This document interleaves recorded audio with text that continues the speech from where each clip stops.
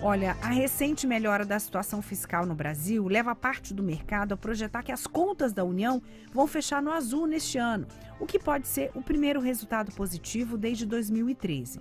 Mas, para o ano que vem, analistas e instituições financeiras esperam um rombo elevado nas contas públicas, que pode chegar a 430 bilhões. Isso é equivalente a 4,2% do nosso PIB.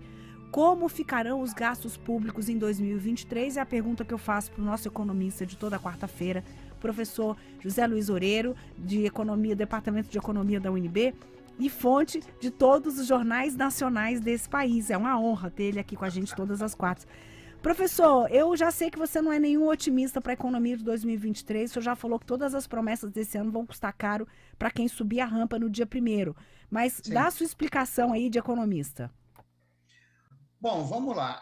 Primeiro, vamos ter em mente que essa propaganda que o governo está fazendo, de que vai fechar com as contas no azul, é uma meia fake news, né?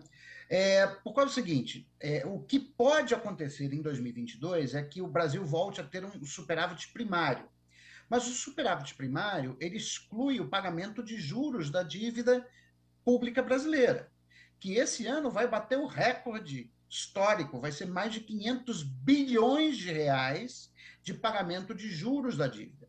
Então, quando você inclui o pagamento de juros, aquilo que o meu colega do IPEA, Luiz Carlos Garcia de Magalhães, chama de despesa ausente, o governo continua no vermelho, e muito no vermelho. Quer dizer, há uma melhora no resultado primário, mas há um aumento muito significativo no pagamento de juros sobre a dívida do governo. Tá? Então, isso não é nada para se comemorar.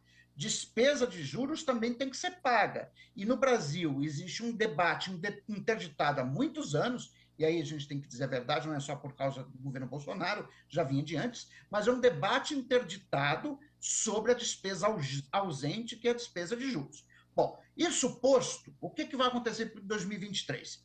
A despesa de juros vai continuar subindo, porque o juro médio de 2021 vai ser mais alto que o juro médio de 2020. Então, quando você começar a fazer os pagamentos de juros da dívida em janeiro de 2023, né, você vai ter um juro muito mais alto do que teve em 2022, 2021 e 2020. Talvez a gente chegue a uns 700 bilhões de reais, 700 bilhões de reais, isso é quase 10% do PIB, né, de pagamento de juros sobre a dívida da União. Bom, tem uma série de despesas ou de perdas de receita que foram feitas nesse governo, mas que são insustentáveis. A redução do ICMS sobre os combustíveis é uma delas. Ela custa aos cofres estaduais 144 bilhões de reais por ano.